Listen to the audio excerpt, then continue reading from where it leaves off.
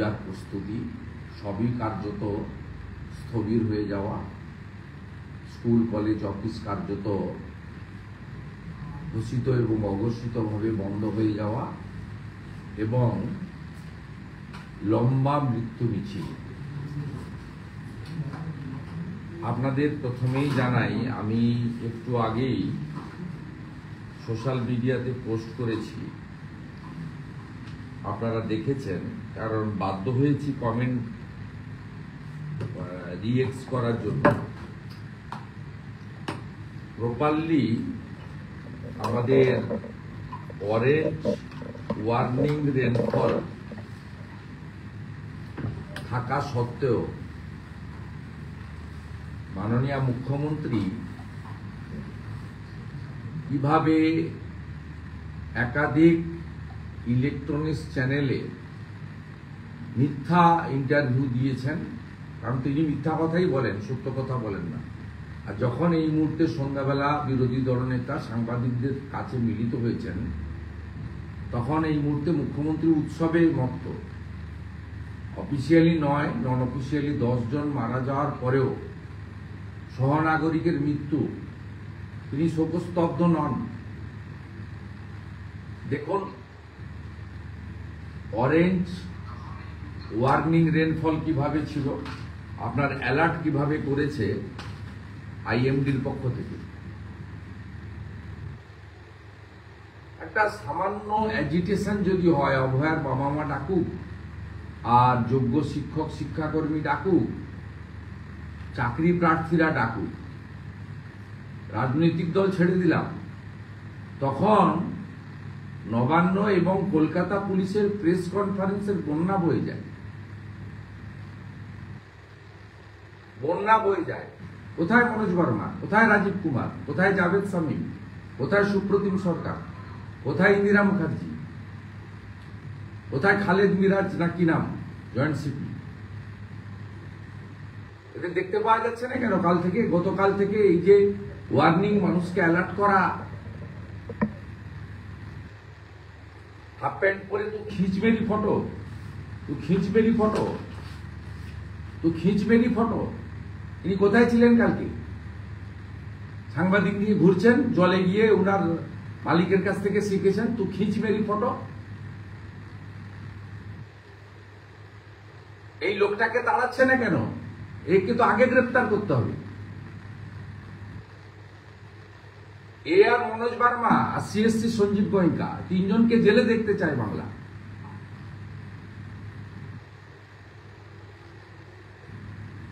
আপনাকে বলি, আমরা সনাতন ধর্মে বিশ্বাস করি। দেবী মা দুর্গা, তার অভিশাপে এটা হয়েছে। পিতৃপক্ষে পুজো উদ্বোধন, হিজাব পরে পূজা উদ্বোধন মা দুর্গা মেনে নেননি।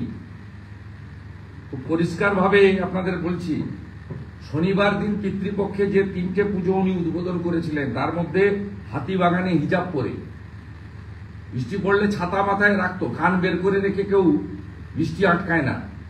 শ্রীভূমি স্পোর্টিং হাতিবাগান সার্বজনীন টালা প্রত্যয়, এই মুহূর্তে ক্যামেরা পাঠান, থই থই করছে জলে। সর্বশক্তিমান মা দুর্গা এই পাপ মেনে নেননি।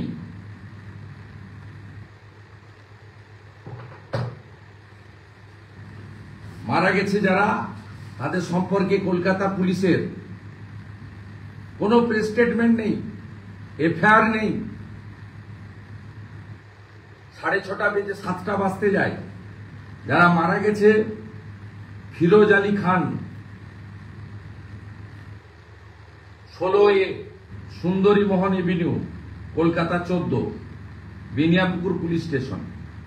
আমি ডিক্লেয়ার করছি লিস্ট।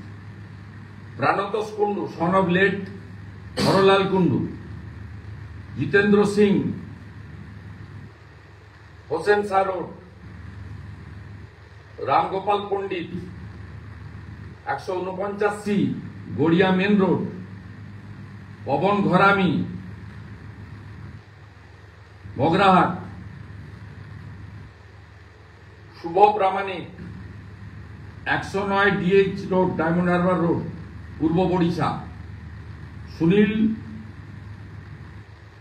সূর্য, নওদা বিহার মিরাজ শেখ তেহট্ট, একটা আন্দোলন আছে, আরো একাধিক ইনজোর্ড আছে। মোটামুটি নন অফিসিয়ালি 10 জন মারা গেছে, অফিসিয়ালি 9 জন, 8 জন আইডেন্টিফাইড। এখনো পর্যন্ত পুলিশ সরকারের পক্ষ থেকে no press release, no FIR, no action. এরা কিভাবে মারা গেল? নিশ্চিতভাবে 600 কোটি টাকা ইলেকটোরাল বন্ডে দেওয়া সঞ্জীব গোয়েঙ্কারা দায়ী, তা অস্বীকার করার পায়নি। সবচেয়ে বড় দায়ী এই লোকটা, সবচেয়ে বড় দায়ী। 3 জন মারা গেছে কলকাতা কর্পোরেশনের স্ট্রিট লাইটে হাত দিয়ে। 2 স্ট্রিট লাইট, 1 ট্রাফিক লাইট। আমার কাছে সব ডিটেলস আছে। আপনারা এফআইআর না করলে আমি পরিবারকে দিয়ে এফআইআরও করবো, জনস্বার্থের মামলাও করব। মনোজ বার্মা সিপি, মেয়র ফিরাদ হাকিম, সিএসসির চেয়ারম্যান সঞ্জীব গোয়েঙ্কা, 3 জনকে আমরা জেলে দেখতে চাই।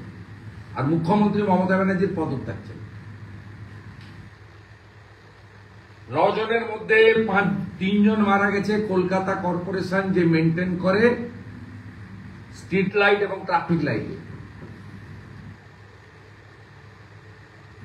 সিএসসির সাথে সাথে ইনিও এই হত্যার জন্য, সহনাগরিকদের হত্যার জন্য দায়ী।